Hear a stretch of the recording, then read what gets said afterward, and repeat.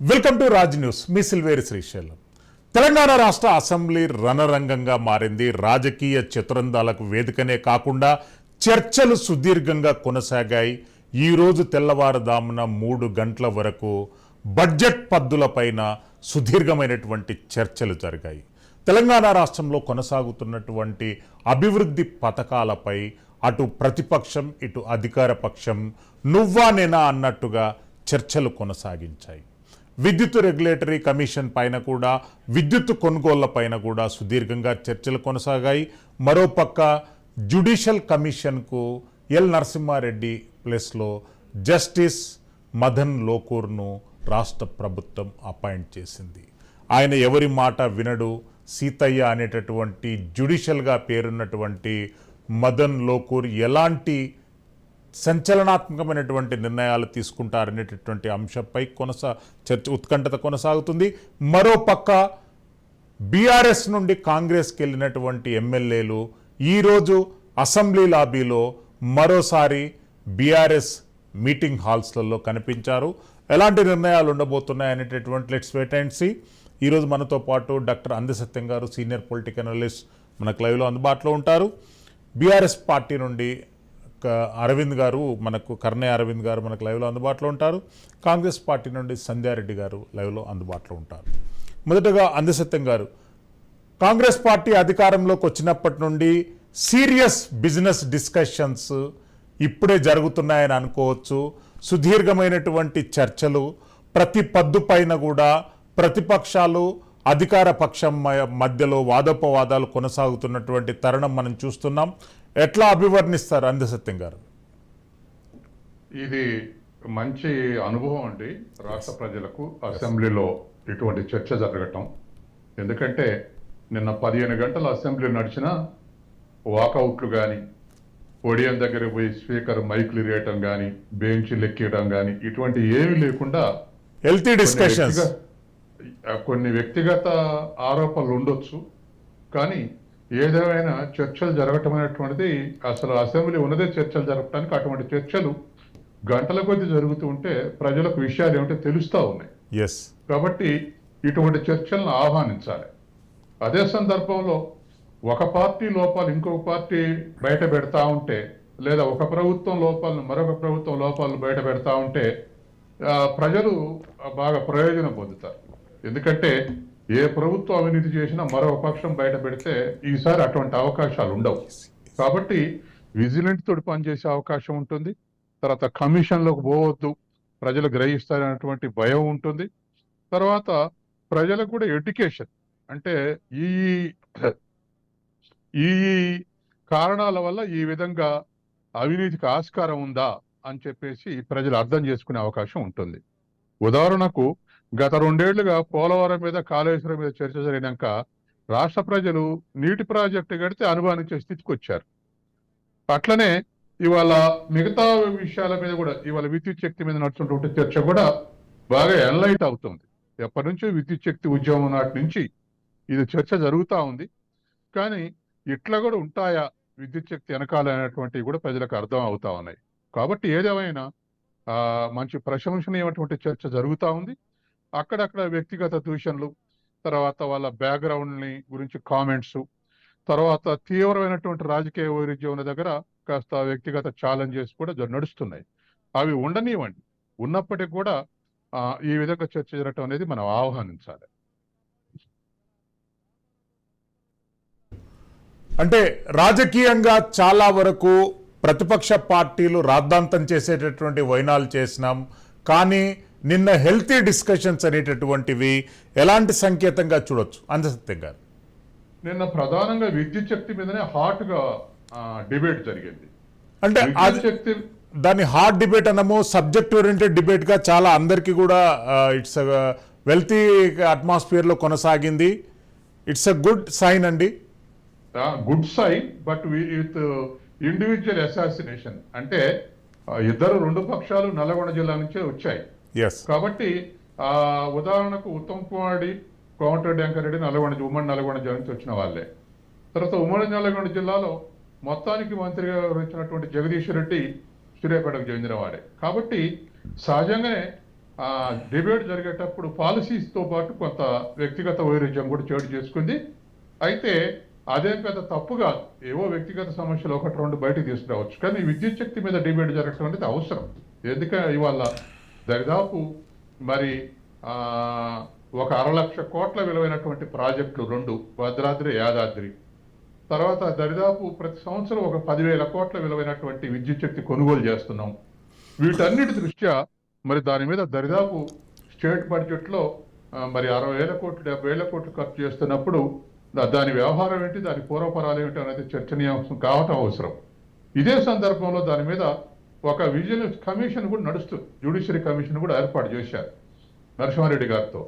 తర్వాత కేసీఆర్ ఈ రెండు వద్దని పోయారు, కానీ హైకోర్టు, సుప్రీంకోర్టు కూడా విచారణ జరగాల్సిందే.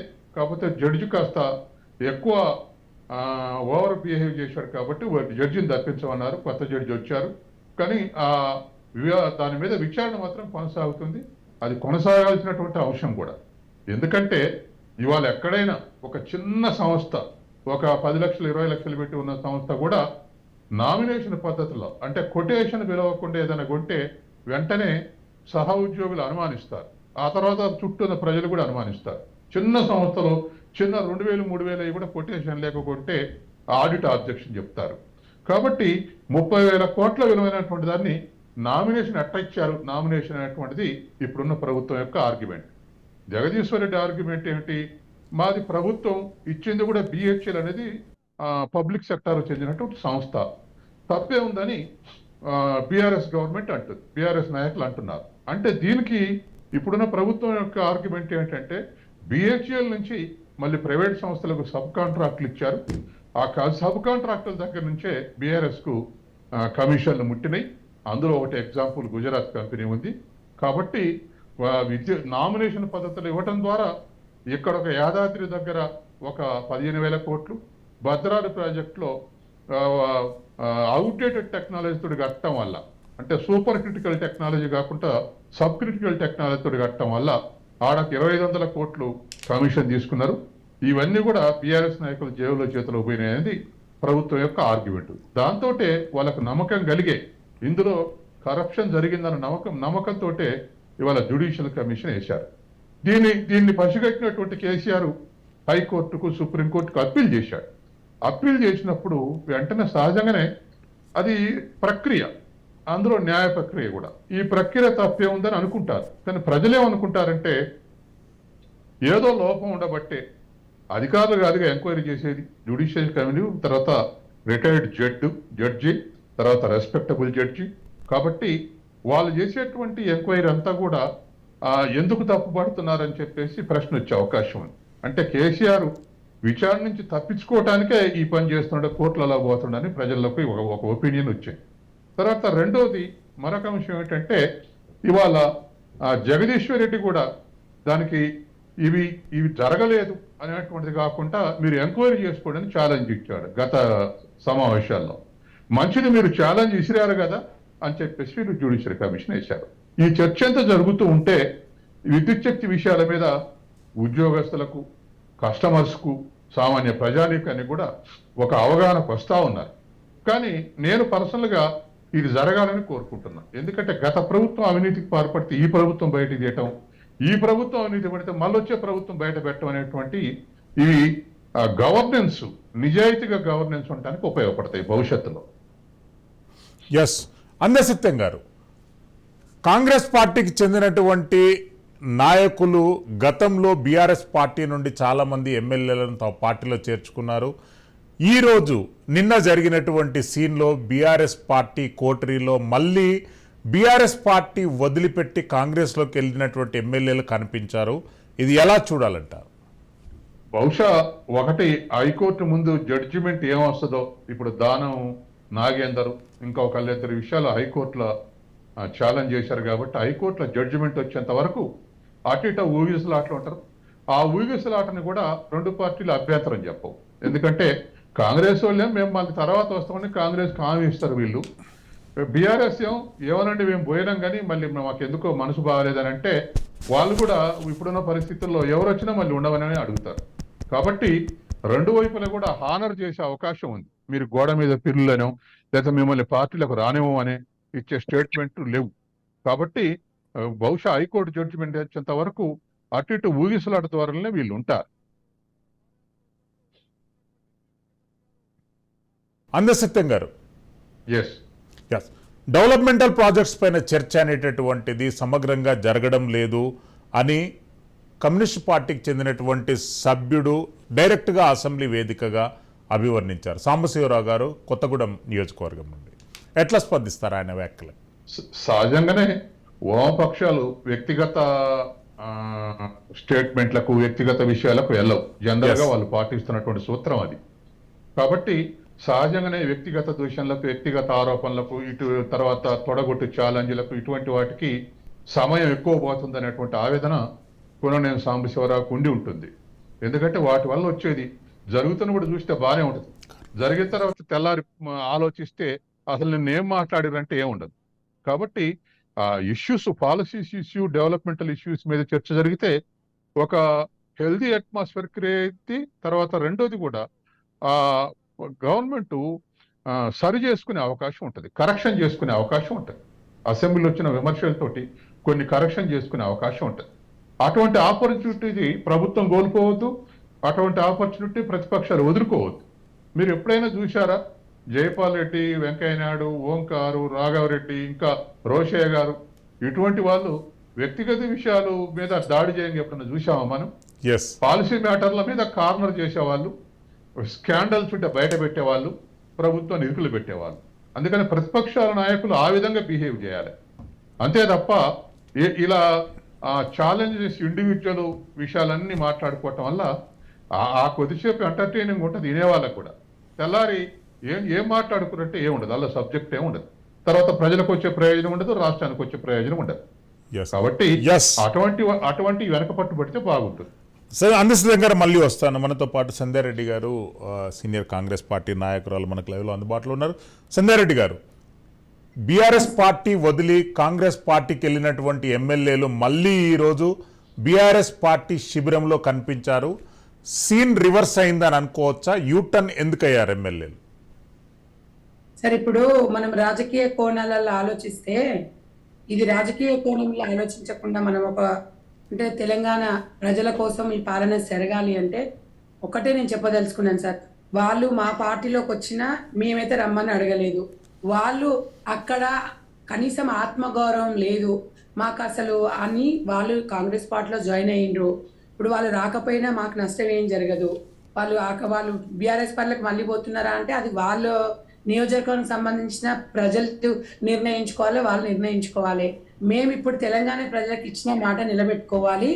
రుణమాఫీ గురించి మాట్లాడాలి. విద్యుత్ శాఖలో ఏ రకంగా ఎంత అవినీతి జరిగింది అనేది ప్రజలకు తెలియాలి. కమిషన్ వద్దు అని చెప్పేసి కేసీఆర్ గారు ప్రతిపక్ష నేతగా కనీసం అసెంబ్లీ కూడా రాకుండా ఈరోజు ఆ మాట మాట్లాడుతున్నారు. తప్పు చేయనప్పుడు మీరు కమిషన్ వేసుకోండి, ఇంకేమన్నా కేసులు వేసుకోండి అని చెప్తారు. వీళ్ళు ఈరోజు నేను ముక్కు నేలకు రాస్తా అంటుంది. నిజంగా మరి అన్న మాటకైనా కట్టుబడి ఉంటాడు మరి గతంలో విద్యాశాఖ మంత్రిగా చేసిన మరి జగదీష్ రెడ్డి గారు. ఇలా ఇంత అవినీతి జరిగిందంటే ఒక విద్యాశాఖలనే కాదు సార్, ధరణి దాంట్లో జరగలేదా సార్? ధరణి దాంట్లో జరిగింది, గొర్రెల స్కామ్ జరిగింది, కాళేశ్వరం ప్రాజెక్టులో జరిగింది. ఎన్ని ప్రాజెక్టులలో అవినీతి జరగలేదు? మీరు ఒకసారి చూడండి. నిజంగా కూడా అసెంబ్లీలో ఇవన్నీ చర్చించుకోవాల్సిన అవసరం ఉంది. కొంతమంది ఏమంటున్నారంటే అసెంబ్లీలో ఇవన్నీ ఎందుకు చర్చలు అంటే, అసెంబ్లీలో చర్చలు జరుపుతున్నాయి కదా సార్ ప్రజలకు తెలిసేది. మేము ఎందుకు సపరేట్గా ఒక దొంగదారిలో కేసీఆర్ చేసినట్టు ప్రతిపక్షం లేకుండా అందరు నిలగొట్టేసి మేమే డోర్లు మూసుకొని చేయట్లేదు. వాళ్ళు చేసిన పాపాలు 17 గంటలు కూర్చోబెడుతున్నాం. మేము ఎందుకు కూర్చోబెడుతున్నాం? గతంలో చేసిన పాపాలు మీలాగా కాదు, గతం చేసిన పాపాలు మీరు చూడాలి, మీరు ప్రతిపక్ష హోదాలు ఉండాలి, మేము ప్రత్యక్షంగా ఉంటాము అని మేము అహంకారంతో చెప్పట్లేదు. మీరు గతంలో మీ పాలన ఎట్లా ఉంది, ప్రజలకు మీరు చేసింది ఏందనేది గుణపాఠం అనేది వాళ్ళకి రావాలి, రియలైజేషన్ కొద్దిగానన్నా కావాలి. కానీ రేవంత్ రెడ్డి గారు ఆ హోదాలో ఉంటే ఓర్చుకోలేకపోతున్నారు తప్ప రాజకీయాల గురించి వాళ్ళు పట్టించుకుంటలేరు. రాష్ట్ర ప్రజలు, అక్కడ నియోజకవర్గం ప్రజలు వాళ్ళకి ఓట్లు వేస్తే వాళ్ళని గాలికి వదిలేసిన పరిస్థితి వీళ్ళది ఉంది. నేను ఒక్కటైతే చెప్పదలుచుకున్నాను సార్, ఈరోజు ఇంత పెద్ద కుంభకోణాలు, ఇన్ని వేల కోట్ల కుంభకోణాలు జరిగినప్పుడు వాళ్ళని విమర్శించొద్దు, వాళ్ళ గురించి అడగొద్దు అంటే అది ఎంతవరకు మీరే చెప్పండి. మేము మొన్న బడ్జెట్ సమావేశాలలో మేము ఎంతెంత బడ్జెట్ పెడితే గింతనే పెట్టిరా గంతనే పెట్టిరా అంటే ఉన్నదంతా నాకిపోతుంది. మేము ఇంకా ఎంత మంచి బడ్జెట్ పెట్టినాము, బీసీలకు 9,000 కోట్ల పైచిలకు పెట్టినాం. మీరు గతంలో ఏమి ఇచ్చిర్రు ఏందనేది ఒకసారి వాళ్ళు ఆలోచించుకోవాలి. బీఆర్ఎస్ నాయకులు ఒక్క రూపాయి లేకుండా రాష్ట్రాన్ని లూటు చేసిపోయిండ్రు. మేము ఇవాళ 30,000 కోట్ల అప్పు చేసిందని వీళ్ళు మాట్లాడుతున్నారు సార్. మేము ఇవాళ 42,000 కోట్ల చేంజ్. ఈ రోజు వీళ్ళు గతంలో చేసిన పాపాలకు వడ్డీలు కట్టుకుంటూ వచ్చినాం. తెలంగాణ ప్రజలకు తెలవాలి మేమెందుకు బదలం కావాలి. మేము తెలంగాణ ఇచ్చినప్పుడు ధనిక రాష్ట్రంగా ఇచ్చినాము. ఇవాళ 7 లక్షల కోట్ల అప్పు అయింది. మేము వాస్తవానికి 2 లక్షల చిల్లర కోట్లే అనుకున్నాం. ఇక్కడ వచ్చి చూసినాక కానీ ఆడ ఏమీ లేవు. ఈ రకంగా జరుగుతున్నప్పుడు తెలంగాణ ప్రజలు యావత్ ప్రపంచం చూడాలి. అసెంబ్లీలో చర్చ సమావేశాలు జరగకపోతే అది మంచి పద్ధతి కాదు. ఇలా దొంగోళ్ళకి భయం అవుతుంది అసెంబ్లీలో చర్చలు జరగొద్దని. మేము అనేది ఏంటంటే ఇవాళ యువత ఎంతో మంది నిరుద్యోగులు ఉన్నారు. స్కిల్ డెవలప్మెంట్ గురించి ఆలోచన విధానం, అందరికీ గవర్నమెంట్ జాబ్లు ఇవ్వలేము. ఇచ్చే అర్హులైన వారికి ఇవ్వగలుగుతాం. అర్హులు కాని వాళ్ళకి స్కిల్ డెవలప్మెంట్ పెట్టి వాళ్ళకి సంబంధించిన శాఖ నుంచి వాళ్ళకి చేయాలని ఒక ఆలోచన, అలాంటి సలహాలు ఇవ్వాలి. కానీ గతంజోలు చెప్పి మేము ఏం చేయలేదు, మేము తెల్లగా చేసినాం, 6 నెలలు అయింది, పథకాలు ఇవేళ మీరా సిగ్గు లేకుండా బీఆర్ఎస్ పార్టీలు అడగడానికి ఇవాళ గతంలో 10 సంవత్సరాలు మీరు ఏం చేసిండ్రు? నేను 7 సంవత్సరాల నుంచి రేషన్ కార్డు లేదు. ఇవాళ మమ్మల్ని మీరు అడుగుతున్నారు. 6 నెలలు కావాలి మీ గవర్నమెంట్లోకి వచ్చి మీరు నన్ను అడుగుతున్నారు, మీరు మమ్మల్ని అడుగుతున్నారు. మీరు అడిగే హక్కు లేదు. కానీ మాకు బాధ్యత ఉంది. తెలంగాణ ప్రజలు మాకు అవకాశం ఇచ్చిండ్రు.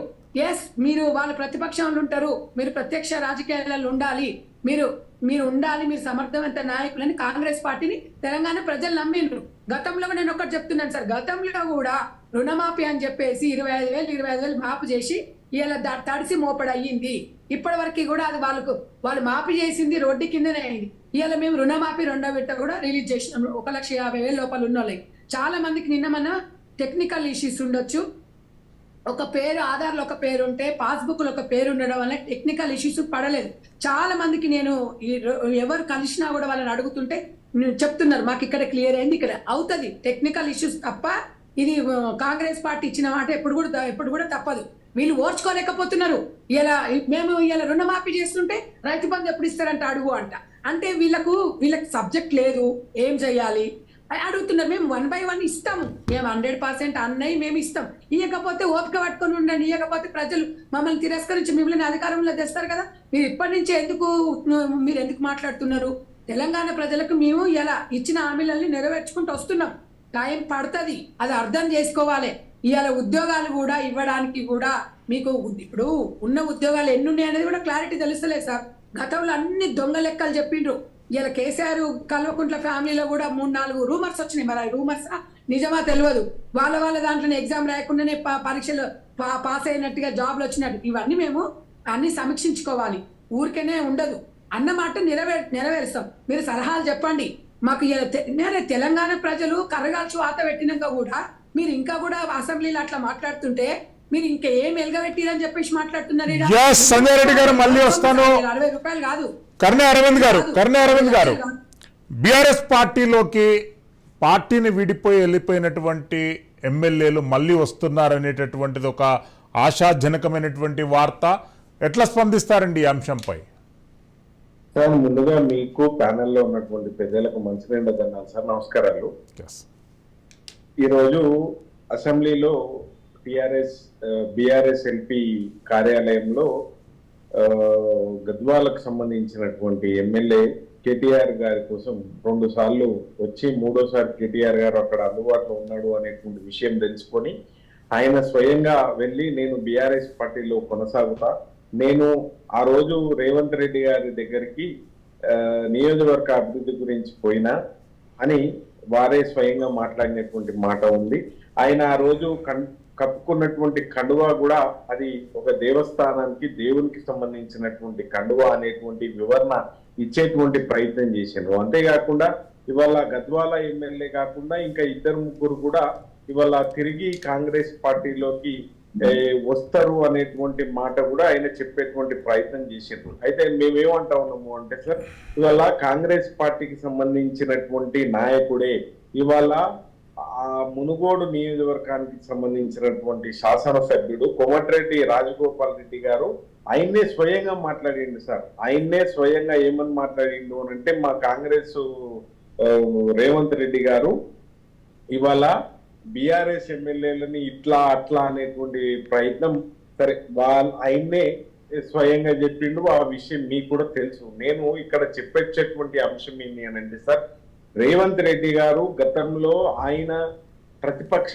నాయకుడుగా ఉన్నప్పుడు, అంటే కాంగ్రెస్ పార్టీ ప్రతిపక్ష హోదాలో ఉన్నప్పుడు ఆయన మాట్లాడినటువంటి మాట ఏంటి అని అంటే, సరిగ్గా 6 నెలల కంటే ముందు, ఆయన అధికారంలోకి రాక 6 నెలల కంటే ముందు స్వయంగా ఆయన్నే మాట్లాడిండు. రాళ్లతో కొట్టి చంపండి, ఒకవేళ పార్టీ మారేటువంటి వాళ్ళు ఎవరైనా ఉంటే వాళ్ళని రాళ్లతో కొట్టి చంపండి అనేటువంటి విషయాన్ని స్వయంగా రేవంత్ రెడ్డి గారే మాట్లాడిండ్రు. అవన్నీ మీరందరూ కూడా ప్లే చేసిండ్రు. ఇవాళ మేమేమంటా ఉన్నాము అంటే, ఒక పార్టీలో గెలిచినటువంటి, ఒక పార్టీ నుంచి గెలిచినటువంటి ఎమ్మెల్యేని మరి మీరెట్లా తీసుకుంటారు అనేటువంటి విషయాన్ని మాత్రం మేము చాలా స్పష్టంగా అనేక సందర్భాల లోపల అడిగేటువంటి ప్రయత్నం చేసినాం సార్. అంతేకాకుండా సుదీర్ఘ కాలం పాటు ఇవాళ స్పీకర్ గారు కూడా నేను ఫిరాయింపుల్ని నేను ప్రోత్సహించలేడు, దీనికి నేను కూడా వ్యతిరేకము అనేటువంటి విషయాన్ని గడ్డం ప్రసాద్ గారు కూడా అనేక సందర్భాల లోపల కూడా చెప్పేటువంటి ప్రయత్నం చేసిండ్రు.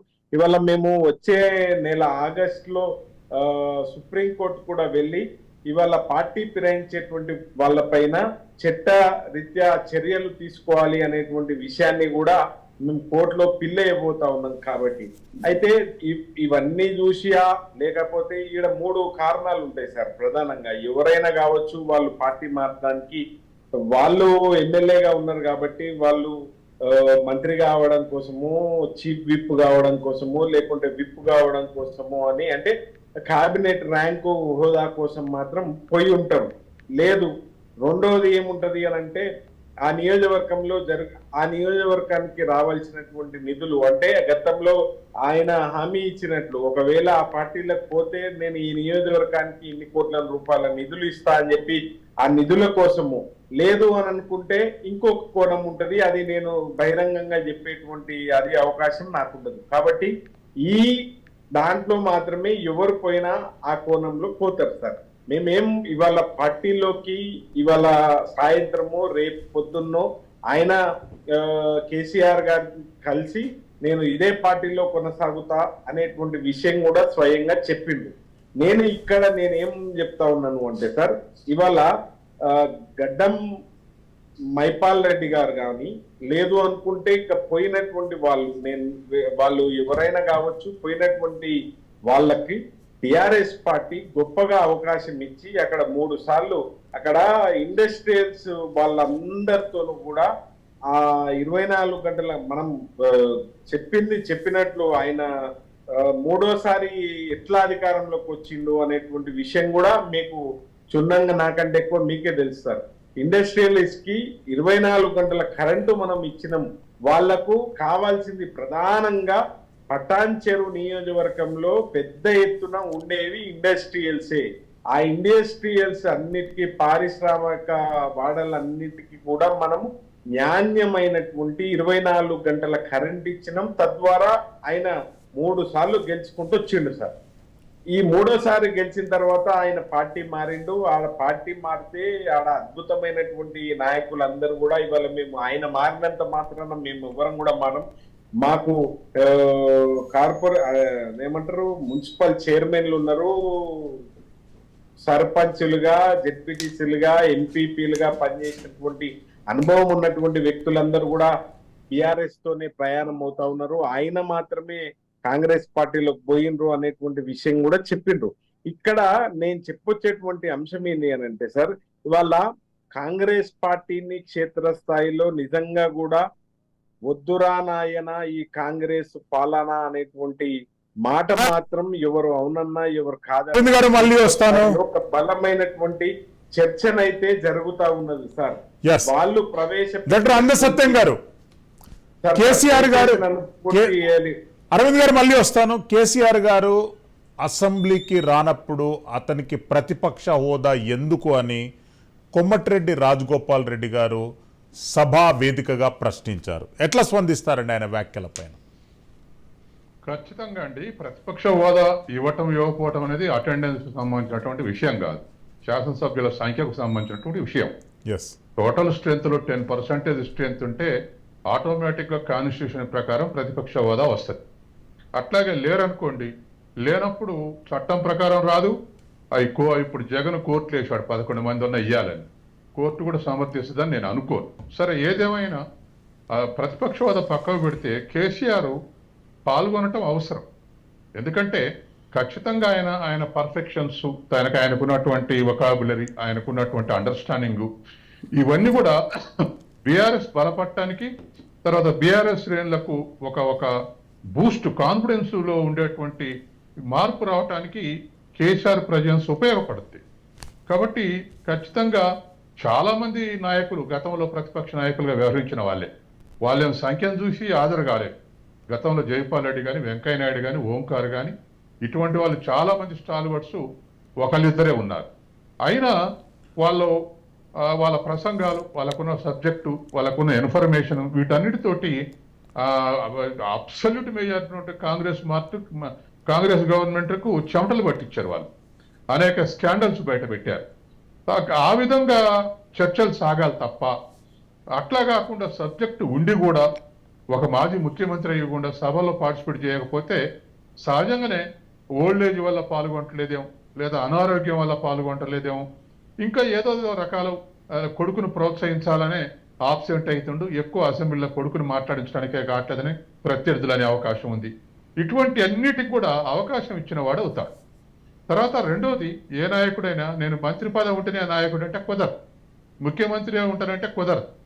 కాబట్టి ఓడిపోయిన తర్వాత ప్రతిపక్షంలో కూర్చోవాలి, ప్రజలను మెప్పించాలి. మరొక అంశం ఏంటంటే, ఇవాళ మీడియా ఉన్నటువంటి ఈ పరిస్థితుల్లో, ఇంత మీడియా ఉన్నటువంటి ఈ పరిస్థితుల్లో ప్రతిపక్ష నాయకుడిగా కార్నర్ చేస్తే మంత్రుల కన్నా ఎక్కువ ప్రతిష్ట వస్తుంది ప్రతిపక్ష నాయకుడికి. కాబట్టి అటువంటి అవకాశాలన్నీ పోతున్నాయి. ఈ అవకాశాలను వదులుకుంటే బీఆర్ఎస్ కు నష్టం. తర్వాత రెండోది, బహుశా ఆబ్సెంట్ కావడానికి కూడా ఒక కారణం ఉండి ఉండాలి. ఎందుకంటే ఇప్పుడు ప్రభుత్వం చేసే పనులన్నిటికీ మంత్రి తప్పు చేసినా, ఐఏఎస్ తప్పు చేసినా అకౌంటబిలిటీ మాత్రం ముఖ్యమంత్రిదే ఫైనల్. అట్లాగే గత 10 ఏళ్లలో జరిగినటువంటి తప్పులకు ఒప్పులకు అన్నిటికి కూడా ఫైనల్ అకౌంటబిలిటీ కేసీఆర్. కాబట్టి ఈ పొరపాట్లన్నీ, కాళేశ్వరం పొరపాటైనా, గొర్రెల పొరపాటైనా, బర్రెల పొరపాటైనా, ఏ పొరపాట్లైనా వీటన్నిటికీ ఫైనల్ గా ఉండేటువంటి అకౌంటబిలిటీ ముఖ్యమంత్రి, మాజీ ముఖ్యమంత్రి. ఇవన్నీ ఫేస్ చేయాల్సి వస్తుంది. అందులో వీళ్ళకు నేను జవాబు చెప్పడం ఏమిటని ఇటువంటి విషయాలు అనుకుంటే ఆబ్సెంట్ అయ్యే అవకాశం ఉంది.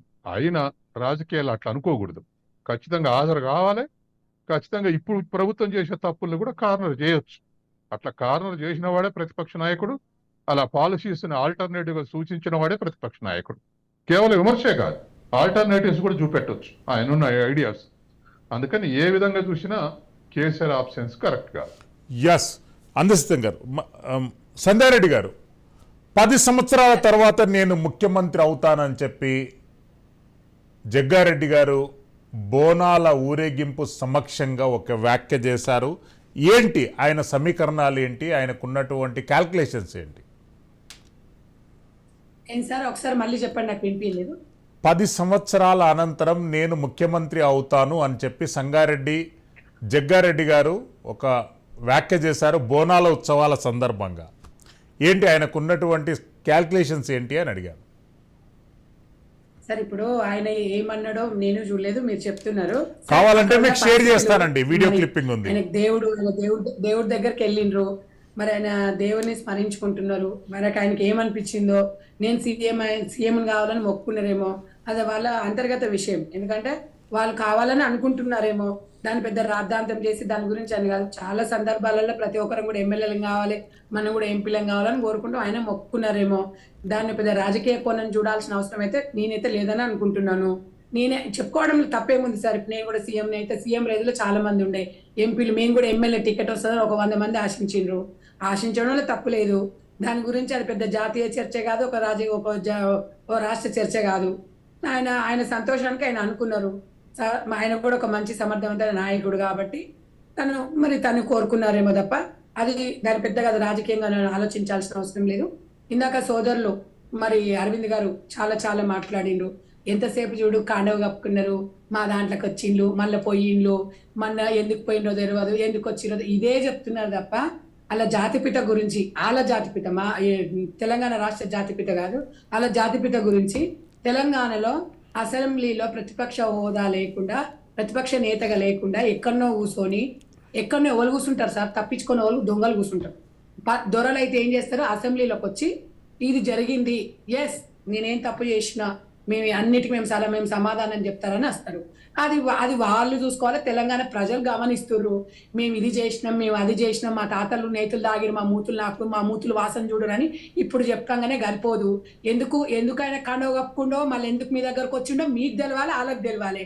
అది మేము ఎందుకు చెప్తాం చెప్పండి? మాకు ఇట్లాంటివన్నీ పట్టించుకోవాల్సిన అవసరం మాకుందా? మాకు తెలంగాణ రాష్ట్రంలో మస్తు సమస్యలు ఉన్నాయి. ఇక్కడ మీ దగ్గర ఇవాళ బీఆర్ఎస్ పార్టీలో మొత్తం ఇక్కడ అవినీతి చెత్త కుప్ప ఉంది. ఆ చెత్త కుప్పను తొలగించాల్సిన బాధ్యత కాంగ్రెస్ పార్టీ మీద ఉంది. ఎంత అవినీతి ఉందంటే మామూలు అవినీతి కుప్ప కాదు. ఏ శాఖను కదిలిచ్చినా అవినీతిమయం. ఎక్కడెక్కడో కంపెనీలు, అసలు ఆ కంపెనీలు ఎక్కడున్నాయో కూడా తెలియదు. అన్ని రకాలంగా తెలంగాణ రాష్ట్రాన్ని విచ్చలవిడిగా చేసి లక్షల కోట్ల అప్పులు చేసిరు. ఇవాళ కాళ్లకు ప్రతిపక్షంలో ఉండడానికి కూడా జీర్ణించుకోలేకపోతున్నారు. తెలంగాణ ప్రజల పక్షాన గజ్వేల్ నుంచి కేసీఆర్ గెలిచినప్పుడు ప్రతిపక్షంగా అసెంబ్లీకి రావాల్సిన అవసరము 100% ఉంది. ఎందుకు రావు?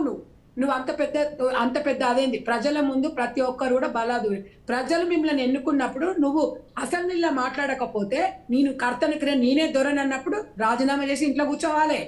ఎందుకు మాట్లాడాలి? మీరు ఒక రాష్ట్ర మీ పార్టీకి మీరు ఒక అధ్యక్షుడు, లేకపోతే తెరగా బీఆర్ఎస్ పార్టీ మీది. మీరు అన్నప్పుడు జవాబుదారీగా ఉండాలి. జవాబుదారని చెప్పకుండా తప్పించుకొని తినడం దొంగలు అంటారు. దొరలు అంటే ఎస్ నువ్వు ప్రశ్న వేయి, మేము ఆన్సర్ చెప్తాం, మేము దేనికైనా రెడీగా ఉన్నామని చెప్తారు. ఆ రకంగా చెప్పే అంత దమ్ము ధైర్యం కేసీఆర్ గారికి ఇవాళ అసెంబ్లీలో వచ్చి కూర్చోవడానికి ఉందా? ఇలా రాజగోపాల్ రెడ్డి గారు మాట్లాడుతున్నారు, రాజగోపాల్ రెడ్డి గారు అంటున్నారు, రాజగోపాల్ రెడ్డి ఇట్లా అంటున్నారు అంటే మీరు గతంలో మీరు చేసిన తప్పులేంది? రాజగోపాల్ రెడ్డి గారు ఏం మాట్లాడుతున్నారు, కోమటిరెడ్డి గారు ఏం మాట్లాడుతున్నారు, విద్యుత్ శాఖ మీద ఏం మాట్లాడుతున్నారు అనేది మీరు ఆత్మ పరిశీలన చేసుకోవాలి. మీకు మాట్లాడే హక్కు కాదు. మీకు తెలంగాణ ప్రజలు మామూలుగా కరగాల్సి మాట పెట్టలే. మీరు ఉన్నోళ్ళని కాపాడుకోలేక మీరు ఏం చెప్తున్నారు? సుప్రీంకోర్టుకు పోతున్నాను. మరి కాంగ్రెస్ పార్టీలో 12 మందిని చేర్చుకున్నప్పుడు ఎందుకు సుప్రీంకోర్టుకు పోలే? టీడీపీని నామరూపాలు లేకుండా మొత్తం విలీనం చేసుకున్నప్పుడు ఎందుకు పోలే? మీకు అడిగే అర్హత ఉందా? బీఆర్ఎస్ పార్టీని అడుగుతున్నా. మీరు అడుగుతున్నారా? కొంచెమన్నా మీకు ఉండాలి. మీరు గతంలో మీకు అన్ని సీట్లు వస్తే ఇలా టీడీపీ మొత్తం దొంగలను మీ దాంట్లో కలుపుకొని రాష్ట్ర పదవి మరి మంత్రి పదవులు ఇచ్చిరు. కాంగ్రెస్ పార్టీలు 12 మందిని తీసుకున్నప్పుడు సుప్రీంకోర్టు గుర్తు రాలేదు తమ్ముడు. ఇవాళ మీరు సుప్రీంకోర్టుకు పోతామంటున్నారు అంటే మీరు మీ దాంట్లోకి వెళ్ళి మా కాంగ్రెస్ పార్టీలకు వస్తే ఓర్చుకుంటలేరు. మీరు మాత్రం ఏదైనా చేయొచ్చు. అంతకు ముందు వరకు కూడా మహిళా మంత్రి లేకుండే అంత దౌర్భాగ్య స్థితి. ఇలా మా మహిళా మంత్రులు ఇచ్చిరు. సీతక్కకు ఒక మంచి స్థానం కల్పించిరు. తెలియట్లే మీకు? మీరు ఏం చేసిరని ఇంకేం చేద్దామని మీరు అనుకుంటున్నారు. ఏం ఉత్తరిచ్చిరు ప్రజలకు? మీకు 10 సంవత్సరాల అవకాశం ఇచ్చిరు. 6 నెలలు ఇచ్చిన లోపలనే మీరు ఓర్చుకోలేకపోతున్నారు, ఓపికతో ఉండలేకపోతున్నారు. ఎవరికి ఏం చేసిండ్రు? ఒక్కటి చేయలేదు. మీరు నిజంగా చేస్తే తెలంగాణ ప్రజలు మిమ్మల్ని ఇంకా 10 ఏళ్ళు కేసీఆర్ అదే అనుకున్నాడు. ఫోన్ ట్యాంపింగ్ ఒక్కటి పట్టుకుందాం, మనము అందరిని గ్రిప్ లో పెట్టుకుందాము అంటే దేవుడు అని మీరొక్కడు తెలుసా, దేవుడు ఒకటి తెలిసిండు. ఆ ఫోన్ ట్యాంప్ ఇంకా అన్ని బయటకు వస్తాయి. ఆరోపణలు వచ్చిన మేము నిందితులని మేము అంటలేం బ్రదర్. ఆరోపణలు వచ్చినప్పుడు విచారణ జరుగుతున్నప్పుడు నిరూపించుకోవాల్సిన బాధ్యత మీ మీద ఉంటది. ఏ ఒక్కరైనా సరే మీరు ఎవరి దొంగ అంటే గుడ్డ పట్టులో దొంగ ఎందుకు భుజాలు తడుపుకుంటారు? తప్పు చేయనప్పుడు కడిగిన ముత్తల్లాగా రండి. లిక్కర్ కేసులో మీ కవిత గారు మరి ఇలా కడిగిన ముత్తల్లాగా వస్తుందని చూద్దాం. ఆరోపణలు ఎదుర్కొంటుంది. దొంగ అని మేము అనలేదు, కోట అనలేదు, ఆరోపణలు ఎదుర్కొంటుంది. మన తెలంగాణ రాష్ట్రంలో ఇంతమంది మహిళలు ఉన్నారు, ఎందుకు రాలేదని నేను కూడా ఎగ్జాంపుల్ అడుగుతున్నా. కాబట్టి మీరు ఇకనైనా మీరు ప్రజల కోసం, గతంలో మీరు కూడా అదే చెప్పారు, అందరికి దళితులకి 3 ఎకరాల భూమి ఇస్తామన్నారు, KG to PG అన్నారు, ఉద్యోగాలు 1,00,000 ఉద్యోగాలు అన్నారు. ఇవన్నీ మీరు చేయలే. ఇలా మమ్మల్ని అడగడానికి కాదు, మీరు ఇవ్వకుండా మేము ఇస్తాం. మా తెలంగాణ ప్రజలకు 10 రూపాయలు మా దగ్గర ఉన్నా తెలంగాణ పార్టీ, కాంగ్రెస్ పార్టీ తెలంగాణ ప్రజలకు పంచి పెడతారు. కల్లోకుట్ల ప్యాంట్ లాగా, ఫ్యామిలీ ప్యాక్ లాగా దోసుక తినలే. ఇవాళ కాంగ్రెస్ పార్టీ ఫ్యామిలీ ప్యాక్ కాదు. కాంగ్రెస్ పార్టీ అనేది ఇవాళ సోనియా గాంధీ గారు, ఇందిరమ్మ తెలంగాణ దిగాల దేశాని కోసం వాళ్ళ ప్రాణాలు అర్పించారు. మరి తెలంగాణ ఉద్యమం కోసం కేసీఆర్ కుటుంబం ఎవరైనా చచ్చిపోయిండ్రా అని ఆత్మ పరిశీలన చేసుకో. ఎంతో మంది బలిదానాలు చేసుకురు. వాళ్ళకి మీరు ఏం చేసిరు? అసెంబ్లీ సాక్షిగా మేము ఈ రోజు చెప్తున్నాం, ప్రతి ఒక్క కుటుంబాలకు కూడా మేము ఆదుకుంటాం. మీకు అవకాశం ఇచ్చిరు, మీరు ఎందుకు అది చేయలేదు? ఎందుకు ఓర్చుకోవట్లేదు? మీరు ఈ రోజున బేచరితిగా ప్రతి ఒక్కరు కూడా అసెంబ్లీకి రావాలి. అసెంబ్లీకి వచ్చి మీరు శ్రద్ధగా మీరు ఏం చేసినా ఏది తప్పులు చేసినా మీరు ఒప్పుకోవాల్సిన బాధ్యత మీది ఉంటది. తప్పు చేస్తారు, దాన్ని ఒప్పుకోవాల్సిన బాధ్యత ఉంటది. ఎందుకు మీరు భుజాలు తడుముకుంటారు? ఆ పార్టీలకి వెళ్ళిపోతున్నారు. మీ పార్టీల నాయకుడు, జాతిపిత నాయకుడు 10 మంది ఎమ్మెల్యేలు బయటికి పోయినప్పుడు ఎందుకు భరోసా కల్పిస్తలేరు వాళ్ళకు? మీ భరోసా దొరల పాలన ఎట్లా ఉంటదంటే, మీరు ఏమన్నా చేసుకోండి. ఎక్కడ మీరు 10 సార్లు అన్నారు కాంగ్రెస్ పార్టీ కాండు వచ్చి కప్పింది అన్నారు. కాంగ్రెస్ పార్టీ ప్రజల కోసం ఏదైనా చేస్తది. దొర చెయ్యడు. దొర ఏం చేస్తాడు? Yes, కర్ణె అరవింద్ గారు. ప్రజలను Yes. తప్పించుకుంటాడు. అది మీ అహంకారం. కర్ణె అరవింద్ గారు, కొమ్మటిరెడ్డి వెంకటరెడ్డి మరియు జగదీశ్వర్ రెడ్డి గారి మధ్య ఆసక్తికరమైనటువంటి చర్చ కొనసాగింది. విద్యుత్ కేటాయింపులు, విద్యుత్ కొనుగోలుపై ఇద్దరు నేతల మధ్య రాజీనామా యుద్ధం జరిగింది. అసలు ఏంటి వాస్తవాలేంటి అరవింద్ గారు? సార్ ఒకటి ఇవాళ సరే అక్క చాలా విషయాలు చాలా గట్టిగా ఎంతసేపు ఈ రాష్ట్రానికి రేవంత్ రెడ్డి గారే శ్రీరామ రక్ష అనేటువంటి పద్ధతిలో మాట్లాడుతూ ఉన్నారు. అది వాళ్ళ పర్ఫెక్షన్ సార్, మాట్లాడుకోనివ్వండి, మాకేం ఇబ్బంది లేదు. ఇవాళ అనేక అంశాల పైన ఇవాళ విద్యుత్తులో ఏం జరిగింది, ఎట్లా జరిగింది, ఇవాళ మనకు రావాల్సినటువంటి అవేంది అనేటువంటి విషయాలు చాలా కూలంకుషంగా తెలంగాణ ప్రజల ముందల నిన్న జగదీశ్వర్ రెడ్డి గారు మాట్లాడేటువంటి ప్రయత్నం చేసిండ్రు సార్. ఆ రోజు మనకు ఉన్నటువంటి మెగావాట్లు, తెలంగాణ రాష్ట్రం వచ్చినప్పుడు మనకు ఉన్నటువంటి మెగావాట్స్ ఎన్ని, ఇవాళ దాన్ని మనము ఎంత తీసుకొని వచ్చినాము అనేటువంటి విషయాన్ని కూడా చాలా స్పష్టంగా అసెంబ్లీ వేదిక ద్వారా చెప్పిండ్రు సార్. ఇవాళ నేను ఒక్క విషయం నేను చెప్పొచ్చేటువంటి విషయం ఏంటి అంటే సార్, 2014లో తెలంగాణ రాష్ట్రం ఆవిర్భవించిన తర్వాత ఆ రోజు మన దగ్గర 27,000 మెగావాట్ల విద్యుత్ మాత్రమే ఉండే సార్. ఈ కరెంటు విషయంలో ఇన్ని రకాలుగా మాట్లాడుతూ ఉన్నారు కదా sir.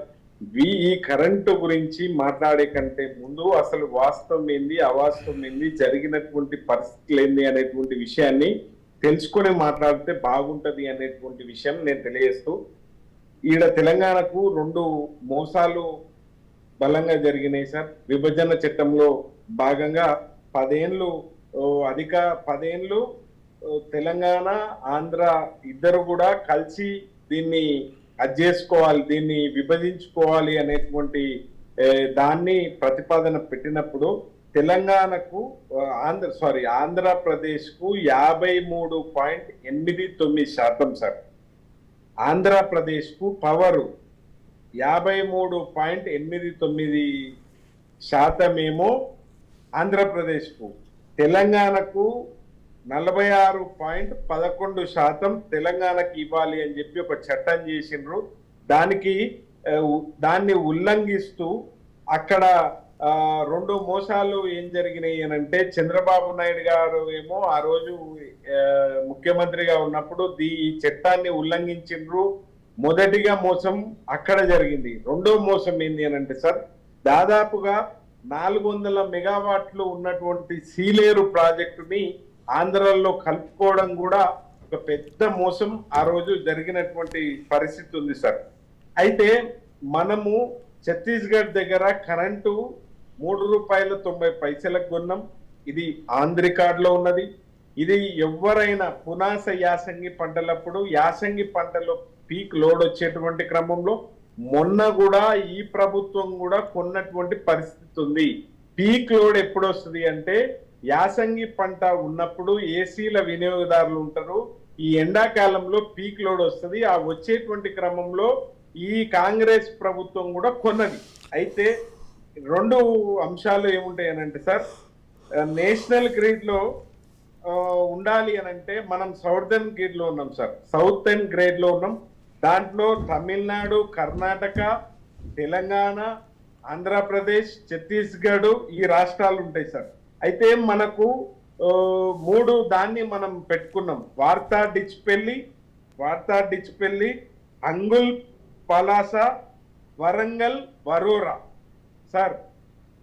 yes hello Srisailam sir. yes వార్తా డిచ్పెల్లి, అంగుల్, పలాస, వరంగల్, వరోరా ఈ Yes. 3 ప్రాజెక్టులు అయితే మనం కూడా నేషనల్ గ్రిడ్ లోకి పోయేటువంటి అవకాశం ఉంటది అనేటువంటి దాని లోపల ఈ 3 లైన్లు కలిస్తే మనం కూడా నేషనల్ గ్రిడ్ లోకి పోతాం సార్. Yes. అయితే దీనికి సంబంధించి ఆ రోజు శేఖర్ అనేటువంటి ఒక వ్యక్తి మన తెలంగాణ ప్రాంతానికి సంబంధించినటువంటి వ్యక్తితో దాదాపుగా కేసీఆర్ గారు ఆయనతో పాటు 8-9 గంటలు చర్చించి ఇది ఎట్లా మనం తీసుకొని రావాలి, ఏ పద్ధతిలో తీసుకొని రావాలి, నేషనల్ గ్రిడ్ లోకి మనం పోవాలి అని అనుకుంటే మనం ఎట్లా చేయాలి అని ఆయనతో దాదాపుగా అనేక గంటలు ఆయనతో మాట్లాడి చర్చించి ఎట్లా తీసుకొని రావాలి అని చెప్పి ఆలోచన చేసింది సార్. సరిగ్గా మనం అధికారంలోకి వచ్చిన తర్వాత చెప్పిన మాట చెప్పినట్లు ఇది వాస్తవం సార్. ఎవరు అవునన్నా ఎవరు కాదన్నా ఇది జగమెరిగినటువంటి సత్యం. కాబట్టి నేనేమంటా ఉన్నాను అంటే సార్, 24 గంటల కరెంటు మనము అధికారంలోకి వచ్చినటువంటి కొన్ని నాళ్ళ లోపలనే పారిశ్రామికవేత్తలకు ఇచ్చినాం, మనకు గృహ విద్యుత్ వాళ్లకు ఇచ్చినాం, అన్ని వర్గాల ప్రజలకు, రైతాంగానికి సరిఫరా కరెంటు ఇచ్చినాం. నాణ్యమైనటువంటి 24 గంటల కరెంట్ ఇచ్చినటువంటి ప్రభుత్వం ఈ సువిశాల భారతదేశంలో కేవలం తెలంగాణ రాష్ట్రమే అనేటువంటి విషయాన్ని చాలా స్పష్టంగా ఎవ్వరు ఈ దేశంలో అనేక సందర్భాల లోపల చాలా వాళ్ళు కూడా వచ్చి అభినందించిండ్రు సార్. ఇవాళ తెలంగాణ రాష్ట్రంలో 24 గంటల కరెంటు ఇంత చేసి పోయినాక స్విచ్ బంద్ చేసినట్టే, కటక బంద్ చేసినట్టే ఇవాళ కరెంటు కష్టాలు ఎందుకు వచ్చినాయి సార్? ఇవాళ ఇదే పటన్ చెరువులో పారిశ్రామికవేత్తలందరికీ కూడా కరెంటు ఎందుకు వస్తలేదు సార్? ఇదే రైతాంగానికి ఎందుకు కరెంటు 24 గంటల కరెంటు ఎందుకు ఇవ్వలేకపోతా ఉన్నారు సార్? ఎందుకు గృహ విద్యుత్దారులకు కూడా 24 గంటల కరెంటు ఎందుకు వీళ్ళు ఇవ్వలేకపోతున్నారు అనేటువంటి ఒక పెద్ద ప్రశ్న ఉత్పన్నమయ్యేటటువంటి క్రమంలో మేధావి వర్గానికి చెందినటువంటి వాళ్ళందరూ కూడా, విశ్లేషకులు, వీళ్ళందరూ కూడా పెద్దలు, అందే సత్యం లాంటి వాళ్ళందరూ కూడా దీనికి కారణం వీళ్లకు పరిపాలనలో వాక్శుద్ధి, చిత్తశుద్ధి, కార్యశుద్ధి వీళ్ళ లోపల లేదు కాబట్టే ఇట్లాంటి పరిణామాలు మన కళ్ళ ముందల ఎదురవుతా ఉన్నాయి అనేటువంటి విషయాన్ని చాలా స్పష్టంగా చెప్పింది సార్. నిన్న సార్ దయచేసి సార్ ప్లీజ్, ఇవాళ ఈ అందరు కూడా చూస్తా ఉన్నారు, అయ్యాల ఆడ అసెంబ్లీలో అంటే నాకు ఒకటంటే ఒక టైం కన్స్ట్రెయిన్ ఉంటుంది కదండి, నేను ఆలోచించాలి కదా. అరవింద్ గారు ప్లీజ్ ఉంటది, కన్క్లూడ్ చేయండి త్వరగా. వాస్తవం ఏంది అవాస్తవం ఏంది అనేది తెలియాలి కదా సార్. ఎస్, కాబట్టి నేను అనేటువంటి మాట ఏంది అని అంటే, ఈ రాష్ట్ర ముఖ్యమంత్రి రేవంత్ రెడ్డి గారు ప్రతి మాటకు ఇవాళ జగదీశ్వర్ రెడ్డి గారు, తర్వాత ఈ కేటీఆర్ గారు, హరీష్ రావు గారు చాలా హుందాగా సభలో వివరించుకుంటూ వాళ్ళకు ప్రతి ప్రశ్నకు సమాధానం ఇచ్చిండ్రు. ఇవాళ నిజంగా తెలంగాణ ప్రజలు ఇప్పటికీ అవగతం చేసుకున్నారు, ఏది రాయి ఏది రత్నము అనేటువంటి విషయాన్ని ఇప్పటికే చేర్చుకున్నారు. దాంట్లో భాగంగా పోయినటువంటి వాళ్ళలో తిరిగి కాంగ్రెస్ పార్టీలో పోయినటువంటి వాళ్ళలో 3, ఒక్క ఆయనతో పాటు మొత్తం 4 కూడా తిరిగి వచ్చేటువంటి పరిస్థితి ఉంది. కాంగ్రెస్ పార్టీ పరిస్థితి కర్ణే అరవింద్ గారు మళ్ళీ వస్తాను. డాక్టర్ అంద సత్యం గారు, చంద్రబాబు నాయుడు గారు రేవంత్ రెడ్డి గారి మధ్య ఒక అండర్స్టాండింగ్ ఉందని చెప్పి బీఆర్ఎస్ పార్టీ నేతల అభివర్ణానికి రేవంత్ రెడ్డి గారు చాలా చెలోక్తైనటువంటి ఆన్సర్ ఇచ్చారు. ఒక్కసారి తెలంగాణ వాళ్ళు ఏదైనా తింటే దానికి విశ్వాసంగా ఉంటారు. 15 సంవత్సరాలు నేను చంద్రబాబు నాయుడు గారి వెంట ఉన్నాను, అందు గురించి విశ్వాసం అనేటటువంటిది రాజకీయంగానే అఫీషియల్గానే ఉంటుంది అనేటటువంటి అంశాన్ని మరోసారి స్పష్టం చేశారు. ఈ వ్యాఖ్యలపై జరిగిన చర్చలపై ఎట్లా స్పందిస్తారండి? ఇప్పుడు రేవంత్ రెడ్డి నాకు చంద్రబాబు నాయుడు పరిచయం లేడు ఒట్టిది అని అంటే కుదరదు. ఎస్, ఎందుకంటే ఒక దరిదాపు దశాబ్దన్నర కాలం పాటు తెలుగుదేశంలో ఉన్నాడు. తెలుగుదేశంలో కూడా యాక్టివ్ ఎమ్మెల్యేగా ఉన్నాడు. ఆనాడు వైఎస్ రాజశేఖర రెడ్డి కూడా అసెంబ్లీలో తలపడ్డటువంటి చరిత్ర రేవంత్ రెడ్డికి ఉంది. కాబట్టి అట్లా ప్రముఖుడిగా ఉన్న తర్వాత నాకు ఏ సంబంధం లేదంటే కుదరదు. కాబట్టి ఉన్న విషయం చెప్పాడు. రెండోది, వ్యక్తిగత సంబంధాలు రాజకీయాలను ఇన్ఫ్లుయెన్స్ చేస్తే రాజకీయంగా నష్టపోతారు. రేవంత్ రెడ్డి నష్టపోతారు, ఎవరైనా నష్టపోతారు. మాకు సంబంధం లేదు, మేము ఒక పార్టీలో కాదు అని కుమ్మక్కైన వాళ్ళు ఉన్నారుగా. మరి అది ప్రమాదం, కానీ వ్యక్తిగత రిలేషన్షిప్ ఉంటే అది ప్రమాదం కాదు. ఎంతో మంది నాయకులు, భిన్న పార్టీల నాయకులు పెళ్లిళ్ళలో కలుస్తారు, ఒకరినొకరు ఆనర్ చేసుకుంటారు, సీనియర్ అయితే రెస్పెక్ట్ ఇస్తారు, జూనియర్ ఏ పార్టీ అయినా రెస్పెక్ట్ ఇస్తారు, ఇటువంటి నడుస్తుంటాయి. కాబట్టి రేవంత్ రెడ్డి చంద్రబాబు నాయుడు ఒకటే అని ఆరోపణ చేస్తే అప్పుడప్పుడు ఈ మధ్య బీఆర్ఎస్ నాయకులు చంద్రబాబు నాయుడిని మెచ్చుకుంటున్నారు. చంద్రబాబు నాయుడు పునాది వేశాడని మెచ్చుకుంటున్నారు. గతంలో చంద్రబాబు నాయుడు వాసన తగలొద్దన్నటువంటి వాళ్ళు మెచ్చుకుంటున్నారు. అట్లాగే జగను ఆంధ్ర నాయకుడు, మరి కేసీఆర్ తెలంగాణ నాయకుడు. పర్ఫెక్ట్ అండర్స్టాండింగ్ తోటి రాజకీయాలు నడిపించారు గత సంవత్సరం కాలంగా. చివరికి ఎలక్షన్ల ముందు రోజు, ఎలక్షన్ పోలింగ్ రోజు కూడా సెంటిమెంట్ని రెచ్చగొట్టడానికి నాగార్జున సాగర్ డ్యామేజ్కి ఆంధ్ర పోలీసులు పంపాడు జగన్. కాబట్టి పోలింగ్ స్టార్ట్ అవుతుంది, ఇంకో గంట స్టార్ట్ అవుతున్నప్పుడు ఫ్లాష్ న్యూస్ వచ్చినాయి అన్ని టీవీలలో కూడా, ఏదో తలపడుతున్నారు సాగర్ డ్యామ్ మీదని. మళ్ళీ సెంటిమెంట్కి ప్రయత్నం చేశారు. ఇది అండర్స్టాండింగ్ లేకుండా చేసేటువంటి ప్రయత్నం కాదు. కాబట్టి రాజకీయ నాయకుల మధ్య ఉన్నటువంటి వ్యక్తిగత అండర్స్టాండింగ్ని మనం బయట వాటిని రుజువు చేయలేవు. రుజువు చేస్తే మంచిదే, కానీ రుజువు చేయలేవు. అట్లాగే రెస్పెక్టబిలిటీ ఉండే అవకాశం కూడా ఉంది. రేవంత్ రెడ్డి తీసుకున్న నిర్ణయాల్లో చంద్రబాబు నాయుడిని అనుసరించి ఎక్కడైనా తెలంగాణకు నష్టం చేశాడనేదే ప్రశ్న. అట్లాగే కేసీఆర్ జగన్ తోటి ఫ్రెండ్లీగా ఉండి ఎక్కడైనా తెలంగాణకు నష్టం చేశాడనేదే ప్రశ్న. దాన్ని చర్చించాలి తప్ప మిగతా విషయాలు, ఆయన దండం పెట్టాడు, లేకపోతే గతంలో దండం పెట్టి ఉన్నాడు, ఇప్పుడు పెట్టి ఉంటాడు, ఇటువంటి విషయాలన్నీ ఈ రుజువుకు నిలబడే అంశాలు కాదు, చర్చనీయ అంశాలు కాదు. కానీ తెలంగాణ ప్రయోజనాలు ఈ పరిచయం కొద్దీ ఏమైనా తాకట్టు పెట్టాడా, ఏమైనా రాజీ పడ్డారా అన్నటువంటి విషయం దగ్గర చర్చ జరగాలి. సపోజ్ పోయినసారి అసెంబ్లీలో 299 టీఎంసీలు తెలంగాణకు వచ్చినాయి. ఇది కాంగ్రెస్ ప్రభుత్వం రాజీ పడ్డది, చంద్రబాబు నాయుడు రాజీ పడ్డాడు రేవంత్ రెడ్డి అని బీఆర్ఎస్ పెద్ద ఎత్తున గొడవ చేశారు. చివరికి ఏమైంది, ఆ డాక్యుమెంట్లను తీసి అసలు 299కు సంతకం పెట్టి వచ్చిందే విభజన నాడు కేసీఆర్ అని చెప్పేసి వీళ్ళు కాగితాలు బయట తీస్తే అప్పుడు వాళ్ళు ఏమన్నారు, హరీష్ రావు 299 సంతకం పెట్టింది నిజమే, కానీ అది తాత్కాలిక విభజన మాత్రమే, అది వాస్తవానికి 69 క్యాచ్మెంట్ ఏరియా ఉన్నప్పుడు 69% రావాలి అని మేము అన్నాం. మళ్ళీ అవి ఖచ్చితంగా ఆ తాత్కాలిక ఒప్పందం తప్ప శాశ్వత ఒప్పందం ప్రకారం క్యాచ్మెంట్ ఏరియా ప్రకారం రావాలి విద్యుత్ శక్తి లేదా నీళ్లు రావాలని మేమన్నామని హరీష్ రావు అన్నాడు. అసలు 299 పుట్టించిందే మీరని ఉత్తమ్ కుమార్ రెడ్డి అన్నారు. ఇట్లా ఆర్గ్యుమెంట్స్ జరిగాయి. బాగున్నాయి ఆర్గ్యుమెంట్స్, ఎందుకంటే ఈ మిత్రత్వం వల్ల ఏదైనా తెలంగాణ తన అవకాశాన్ని కోల్పోతుందా అనేది క్రైటీరియా, చర్చనీయాంశం. కాబట్టి వాళ్ళు ఇష్టం వచ్చినప్పుడు చంద్రబాబు నాయుడు తిడతాడు, ఇష్టం లేనప్పుడు పోగొడతాడు, లేదా రేవంత్ రెడ్డి తిడతాడు, పోగొడతాడు. అవన్నీ కూడా రాజకీయ వ్యూహాల్లో భాగాలు. కానీ ప్రజల మధ్య చర్చనీయాంశం, మన డిబేట్ లో చర్చనీయాంశం ఏం కావాలంటే చంద్రబాబు నాయుడు రేవంత్ రెడ్డి మిత్రత్వంగా తెలంగాణ ఏమైనా నష్టపడదా, అట్లాగే జగన్ తోటి మిత్రత్వం వల్ల కేసీఆర్ ఏమైనా నష్టపెట్టిండు తెలంగాణ, ఇది చర్చనీయాంశం. అందస్థితం గారు మళ్ళీ వస్తాను. సంజయ్ రెడ్డి గారు, రాష్ట్రంలో క్షీణిస్తున్నటువంటి శాంతి భద్రతలు, జూన్ మాసంలో ప్రతిరోజు 2 హత్యలు జరిగాయని చెప్పి మాజీ హోంమంత్రి సబితా ఇంద్రారెడ్డి గారు అసెంబ్లీ వేదికగా రాష్ట్ర ప్రభుత్వాన్ని నిలదీశారు. ఎట్లా స్పందిస్తారండి ఆమె ప్రశ్నలు? అంటే ఇప్పుడు తన ఉనికి కాపాడుకోవాలి. లేదండి, వాస్తవంగా శాంతి భద్రతలు క్షీణించాయి, మనుషులకు, సాధారణమైన వ్యక్తులకు రక్షణ కరువవుతున్నటువంటి పరిస్థితులు మనం రాష్ట్రంలో చూస్తున్నాం. దానికి నిర్లక్ష్యం పోలీస్ వ్యవస్థ వహించినా కానీ పరోక్షంగా ప్రభుత్వం బాధ్యత వహించవలసిన అవసరం ఉంది. సబితా ఇంద్రారెడ్డి గారు అడిగినటువంటి ప్రశ్నలో ఏమాత్రం తప్పులేదు. సార్ నేను ఒకటి అడుగుతున్నాను సార్. సరే, శాంతి భద్రతల విషయంలో ఎవరి పని వాళ్ళు చేసుకుంటూ పోతున్నారు, కానీ కాంగ్రెస్ పార్టీ వచ్చిన తర్వాతనే శాంతి భద్రత లోపం జరిగింది అని అనడానికి ఆస్కారం లేదు.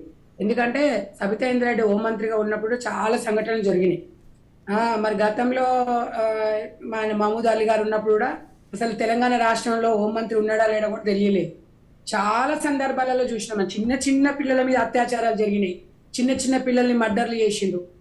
ఎక్కడ చూసినా ఒంటరి మహిళలను వాళ్ళు టార్గెట్ పెట్టుకున్నారు. ఎన్నో రకాలుగా చూసినాం.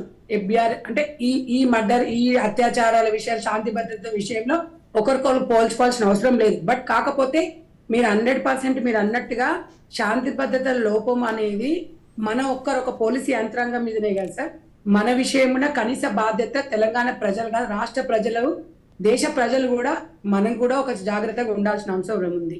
కొన్ని సంఘటనలు జరిగినప్పుడు ఎక్కడ కూడా రేవంత్ రెడ్డి గారు ఈ రకంగా చెయ్యండి అని ఏ ప్రభుత్వం కూడా చెప్పదు. మీరు ఒకసారి అది గమనించాల్సిన అవసరం ఉంది.